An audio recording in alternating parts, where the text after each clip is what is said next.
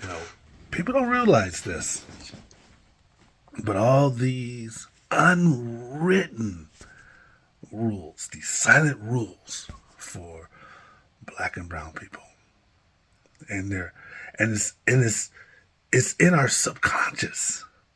It's in our subconscious, these rules that are inflicted upon us. And we don't even know they're rules until somebody approaches us or does something to us.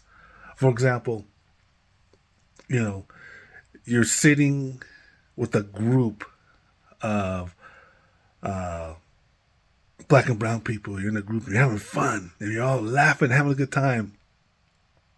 And somebody cuts a frown at you, because you're too loud.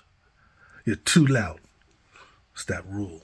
We don't want to hear y'all laughing, having a good time, you know.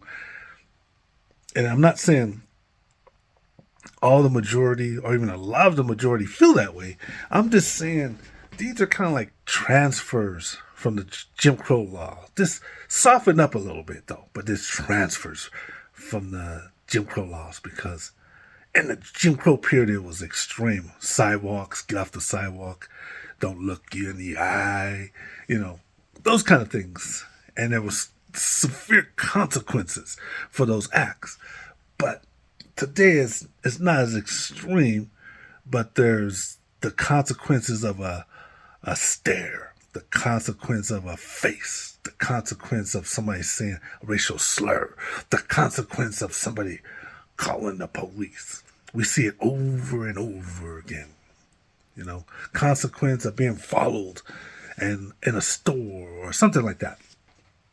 Not that it happens as much as it used to, because as time goes on, it fades out. But one of the things black and brown people are doing, they fight against it.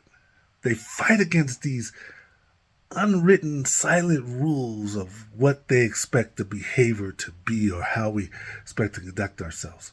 Like you've seen cases where somebody will approach, and still doing it, where you are in an area, they never seen you before, so they approach you and start harassing you. What are you doing here?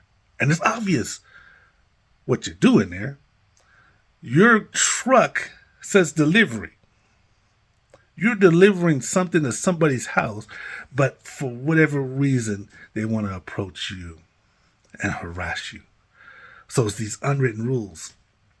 But we are, as a culture and as a country, we're getting better and, dare I say, good at fighting these battles.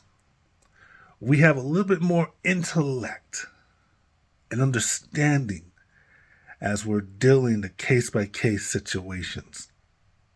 Because before, it was meant to keep you in your place, let you know who you are in society. By some people, they have that need. But the way people are responding or not responding, it puts a different spin on what they're doing, and it puts the spotlight, if you will, on that person. And it's like, what's wrong with you that you feel the need to approach me in that way? Not to mention the police are getting used to it. They're getting used to these calls, and they're like, right. And in some cases, the person that's making the calls gets arrested. And I guess my point I'm trying to make is that people say that black and brown people are stubborn at how they act, but they're so used to people and these silent rules upon them by some in the majority that they get tired of it. And it's a constant fight for them. So yeah, they're stubborn because they refuse to live by those silent rules, and they'll accept whatever consequences come their way as they make a stand and fight for their freedom that they have in this country.